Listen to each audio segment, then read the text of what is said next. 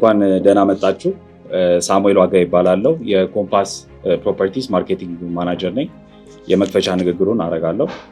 የተከበሩ የጎቤት ባንክ ፕሬዚዳንት አቶ ግሩም ጸጋዬ፣ የተከበሩ የኮምፓስ ፕሮፐርቲ ባለቤቶችና ስራ አስኪያጅ ሚስተር ጄሰን እና ወይዘሮ ያስሚን ጀማል፣ የተከበሩ የጎቤቶች ቦርድ አባል አቶ በላቸው ሁሪሳ፣ የጎቤቶች ስትራቴጂክ ማኔጅመንት አቶ ቢኒያም ከበደ፣ የጎቤቶች ባንክ የህግ ክፍል ዳይሬክተር አቶ ብርሃኑ አስፋ፣ እንዲሁም የጎቤቶች ባንክ የብራንች አመራሮች፣ በኮምፓስ ፕሮፐርቲ በተለያየ ዘርፍ ያላችሁ አመራሮች እና ሰራተኞች፣ አብራችሁን ለምትሰሩ የሽያጭ አማካሪዎች፣ እንዲሁም ተጋባዥ እንግዶች፣ አስቀድሜ ሁላችሁንም እንኳን ወደዚህ አስደናቂና በጉጉት ሲጠበቅ ወደ ነበረው አብሮ የመስራት የስምምነት ፊርማ በሰላም መጣችሁ ማለት እፈልጋለሁ። ያለፉት ጥቂት ዓመታት የሀገራችን የሪል ስቴት ዘርፍ ብዙ እድገት ያሳየበት፣ ከዚህም እድገት ጋርም ተያይዞ ብዙ ፈተናዎች ለአልሚውም ሆነ ለገዢው ወገን የታዩበት ነበር። በእነዚህ ዓመታትም ኮምፓስ ፕሮፐርቲስ ከቀዳሚ ሪል ስቴት አልሚዎች መሃል በመሆን በግንባታ ዘርፍ ፈርቀዳጅ ሆኖ ቆይቷል። ድርጅታችን ኮምፓስ ፕሮፐርቲስ ቤት ከመገንባት በዘለለ ለማህበረሰብ ከቤት ግዢ ጋር በተገናኙ የሚገጥሙ ችግሮችን ጥናት አድርጎ በመለየት ታላቅ መፍትሄ ይዞ ቀርቧል። ይህ ዛሬ የምንፈራረመው ስምምነት በኢትዮጵያ ሪል ስቴት ዘርፍ ውስጥ እየተስተዋሉ ያሉ ዋና ዋና ችግሮችን የሚፈታና የደንበኞችን ገንዘባቸውን በራሳቸው አካውንት በመቆጠብና በማስቀመጥ እንዲሁም የተሻለ ወለድ ምጣኔ በማግኘት በአጭር ጊዜ ውስጥ ቤት ለማግኘት የሚያስችላቸውን ስምምነት ነው። በተጨማሪ አጋጣሚ ተፈጥሮ ያስቀመጡትን ማውጣት ከፈለጉ ማውጣት የሚችሉበት በመሆኑ የሰርቪስ ወይም የአገልግሎት ክፍያ የማይጠየቅበት በመሆኑ ለየት ያደርጓል። ከቤት ገዢዎች የሚጠበቁ የቅድሚያ ተቀማጭ መነሻ የሆነው 500,000 እና የሚገዙት የቤት ካሬ መሰረት በየወሩ በባንክ ሂሳባቸው ቁጥሮ መቆጠብ ብቻ ነው። ቤቶቹ የሚገኙት በመሃል አዲስ አበባ በተመረጡ ቦታዎች በጎተራ፣ በመስቀል ፍላወር፣ በካሳንቺስ፣ በቡልጋሪያ፣ በቦሌ ሲሆኑ ለድርጅቶቹ ክፍያ የሚፈጸመው ቤታቸው ከነካርታቸው ሲረከቡ ነው። ዛሬ በኢትዮጵያ ሪል ስቴት ታሪክ ቀያሪ የሆነው በጎቤቶች ባንክ እና በኮምፓስ ፕሮፐርቲስ መካከል በሚደረገው ስትራቴጂክ ፓርትነርሺፕ ስምምነት ፊርማ ለኢትዮጵያ ቤት ገዢዎች በሙሉ እንኳን ደስ አለን፣ እንኳን ደስ አላችሁ ማለት እፈልጋለሁ። በመጨረሻም በዚህ ሁለትዮሽ ስምምነት አብሮ የመስራት ሂደት ላይ ከፍተኛ ጥረት ላደረጋችሁልን የጎቤቶች አመራሮችና አባላት ምስጋናችን ከፍ ያለ ነው። የብዙ ወራት ሀሳብ ልውውጥና እቅድ ለዚህ ቀን አቅቶናልና ጎቤቶች ባንክ ማንኛውም ቤት ፈላጊ ቤት መጥቶ ሳያገኝ እንዳይመለስ የምትሰሩበት መንገድ ለሌሎች ባንክና በዘርፉ ለተሰማሩ የፋይናንስ ተቋማት አርአያ መሆን የሚችል ነው። አብራችሁን የምትሰሩ የውስጥ የሽያጭና የውጭ የሽያጭ አማካሪዎቻችን በተፈጠረው መልካም እድል ከመቼውም ጊዜ በላቀ ተግባር እንድትሰሩ ከአደራ ጋር እናሳስባለን። ቤትዎን ይውሰዱ፣ ክፍያውን ይፈጽሙ። አመሰግናለሁ። በመቀጠል ከጎህ ውስጥ ኢንቫይት ነው። አመሰግናለሁ። ግሩም እባላለሁ። የጎቤቶች ባንክ ዋና ስራ አስፈጻሚ ነኝ። እንግዲህ ጎቤቶች ባንክ ሲባል ሰው ቤት ብቻ ብሎ ያስባል እና እሱን አርሜ ወደሚቀጥለው ልለፍ ብዬ ነው። እኛ እንደ ማንኛውም ባንክ ነን ማለት ቤት ብቻ አይደለም። ከቤትም ውጪ የትኛውንም የባንክ አገልግሎት እንሰጣለን ኢንክሉዲንግ የዓለም አቀፍ የባንክ አገልግሎት ኢምፖርት ኤክስፖርትን ጨምሮ የውጭ ምንዛሪ መግዛት መሸጥን ጨምሮ ለሀገር ውስጥ የንግድ እንቅስቃሴ ብድር መስጠትን ጨምሮ ሁሉንም የባንክ እንደማንኛውም ባንክ ኢትዮጵያ ውስጥ የሚሰራውን አገልግሎት ሁሉ እንሰጣለን። ይሄ በጣም መታወቅ ስላለበት ነው። በጣም ብዙ ሰው ጎቤቶች ባንክ ሲባል ቤትና ቤት ብቻ አድርጎ ያስበዋል። አይደለም። በዚህ አጋጣሚ መናገር የምፈልገው ግን ባንኩን ያቋቋሙት ፋውንደርስ ትልቅ አምቢሽን አላቸው። የአምቢሽን ምንድነው? ኢትዮጵያ ውስጥ አብዛኛው ሰው ጥሩ የሚባል ቤት የለው። ኦፍ ኮርስ ሁሉም ሰው ቤት አለው፣ ግን ደህና ቤት፣ ደረጃውን የጠበቀ ቤት አብዛኛው ሰው የለው። ቤት የሌለውም ብዙ ሰው አለ። ስለዚህ ያንን መቅረፍ ብንችል ለአገርም ትልቅ አስተዋጽኦ እናደርጋለን፣ ለኮሚኒቲውም ትልቅ አስተዋጽኦ እናደርጋለን በሚል ነው የተጀመረው።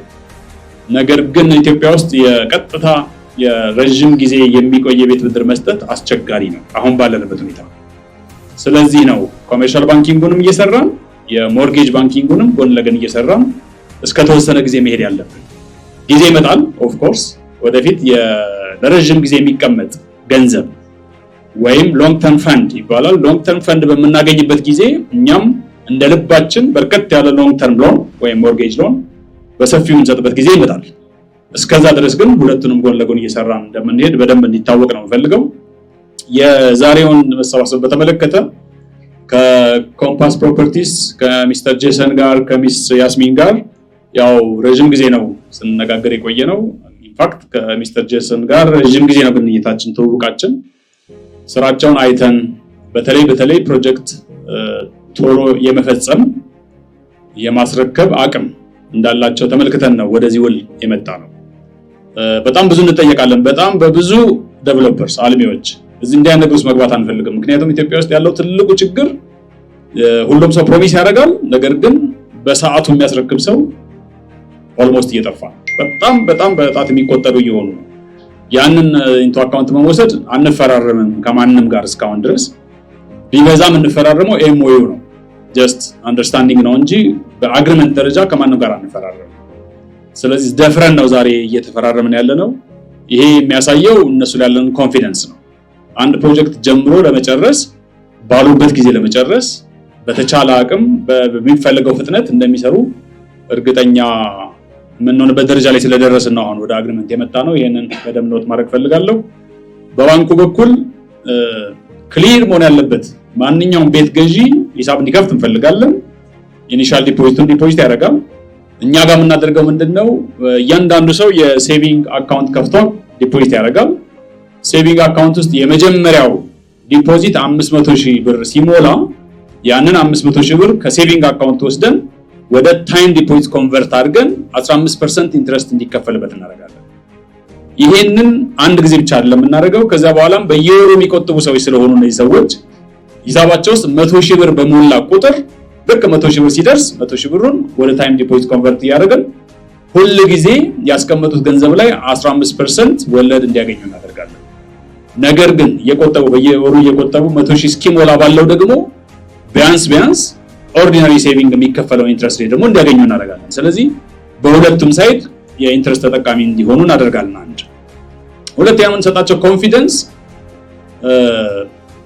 በመጨረሻ ላይ ቤቱን ሊረከቡ ሲደርሱ ይሄን ያህል ገንዘብ ከሂሳቤ ተቀንሶ ለዴቨሎፐሩ ለኮምፓስ ፕሮፐርቲስ ይከፈልልኝ ብለው ሲፈርሙ ነው ገንዘቡን የምናስተላልፈው። ይሄ እስካልሆነ ድረስ ገንዘባቸው እኛ ጋር ሂሳባቸው ውስጥ ነው የሚቆየው። ይሄ ማለት ነው ቤቱን እስካልተረከቡ ድረስ ብሩን ያለ መክፈል መብት አላቸው ማለት ነው። ያንን ነው በዛ ኮንቴክስት ነው የምናስተናግደውና ይሄን በደንብ ሴንስ ብታደርጉት ደስ ይለኛል። ለምንድነው ገንዘብ አስቀድሞ ከፍሎ ከዛ በኋላ ቤቱን መቼ ረከባለሁ እንዴት ረከባለሁ ወደሚል እንዳይገባ ቤቱ ሬዲ ነው ተብሎ ዴቨሎፐሩና ገዢው ሲስማሙና ገዢው መጥቶ ይሄን ያህል ገንዘብ ከሂሳቤ ወስዳችሁ ወደ ዴቨሎፐሩ ገቢ አድርጉልኝ ብሎ ሲፈርምልን ነው የምንከፍለው። ያኔ ማለት ቤቱን ሊረከብ ሲቀርብ ሲደርስ እንደማለት ነውና አንድ እሱ ነው። ሁለተኛው አይ አንፈልግም ቤቱን እስካሁን ያጠራቀምነው ገንዘብ ከነወለዱ ይመለስልን ቢሉ እንመልሳለን። ይሄ ነው ከነሱ ጋር ያለን ስምምነት። ምክንያቱም ማንንም መያዣ ማድረግ አንፈልግም። አይ ቤት ልትወስድ ተመዝግበሃል አትወጣትም አይነት ስሜት የለም።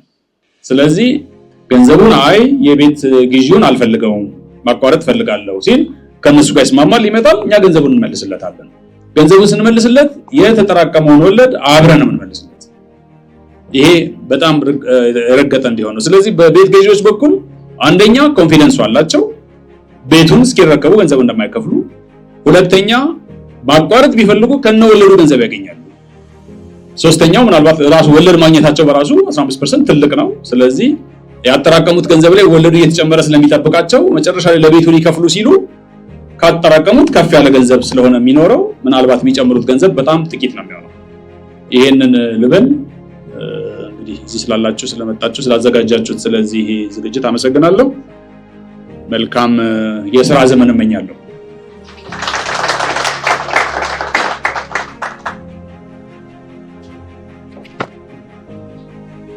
በመቀጠል እንግዲህ ወደ ፊርማ ስነስርዓቱ እንገባለን። በቅድሚያ የተከበሩ አቶ ግሩም ከነባልደረባችሁ ወደ ሚቲንግ ሩም እንድትገቡ በጭብጨባ